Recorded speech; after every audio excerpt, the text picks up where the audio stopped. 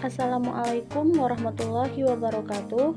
Perkenalkan, kami dari kelompok 3 yang beranggotakan Erinda Mayuri dengan NIM 2016010044, Rahmi Ayuwandira dengan NIM 2016010054, dan Lingga Delvita dengan NIM 2016010053. Kami akan menampilkan sebuah video tentang kaidah asasi atau tentang niat untuk memenuhi tugas mata kuliah Qawaid Fiqhiyah dengan dosen pembimbing Dr. Aidil Novia MA.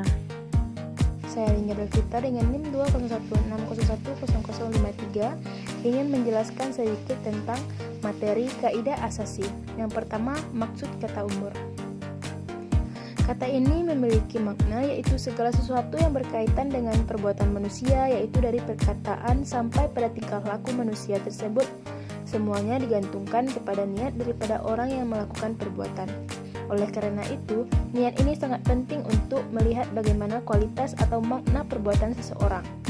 Apakah dia melakukan perbuatan tersebut dengan niat yang semata-mata hanya untuk beribadah kepada Allah, atau hanya melakukan perbuatan tersebut diperintahkan atau yang disunahkan, yang diperbolehkan oleh agama, dan dia melakukan perbuatan tersebut bukan karena niat kepada Allah.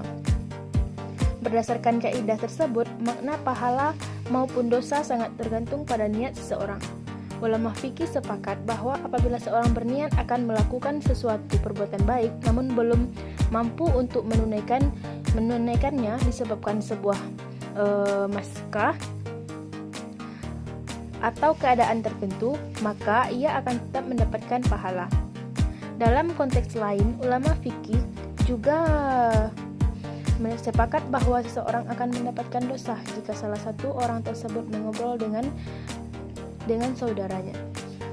Yang kedua, maksud dari kata muqasyid. Maqasyid syariah yang terdiri dari dua kata, yaitu maqasyid dan syariah. Dalam bahasa ini kita akan bahas pengertian masing-masing.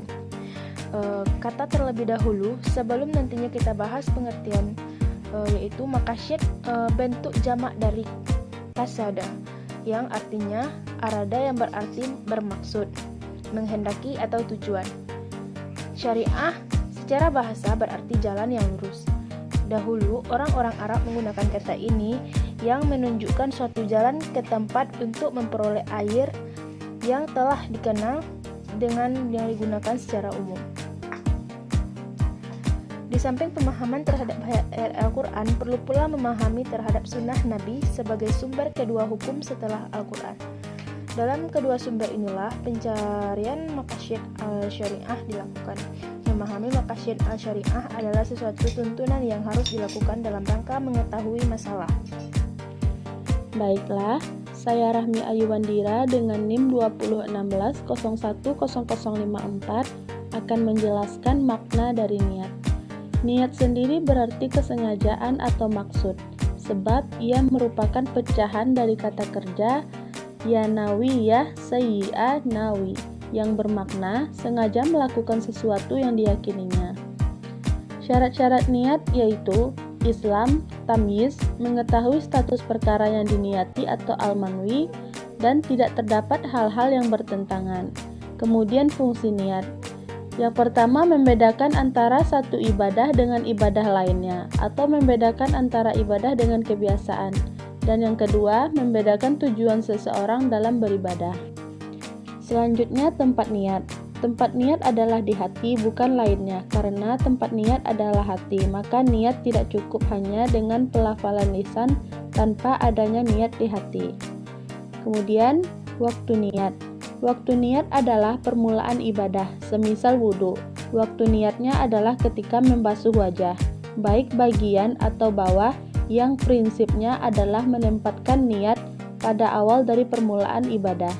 Kemudian, hikmah penetapan niat.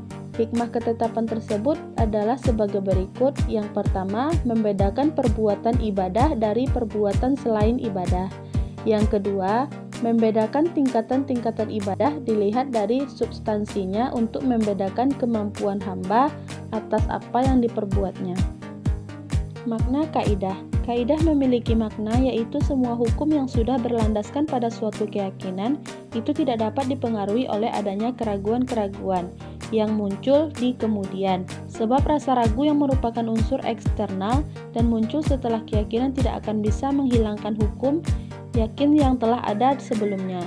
Contoh penerapan kaidah. Yang pertama, bidang ubudiyah. Dalam sholat tidak disyaratkan niat menyebutkan jumlah rakaat. Maka bila seorang muslim berniat melaksanakan sholat maghrib 4 rakaat, tetapi ia tetap dalam melaksanakan 3 rakaat, maka sholatnya tetap sah. Kedua, bidang muamalah. Saya hibahkan barang ini untukmu selamanya, tapi saya minta uang 1 juta rupiah.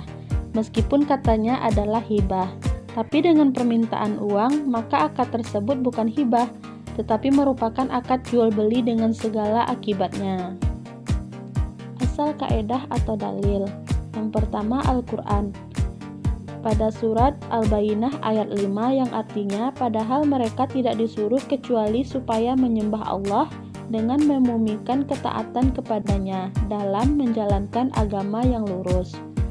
Kemudian dalam Quran surah Ali Imran ayat 145 yang artinya barang siapa yang menghendaki pahala dunia, niscaya kami berikan kepadanya pahala dunia itu, dan barang siapa menghendaki pahala akhirat, kami berikan pula kepadanya pahala akhirat itu.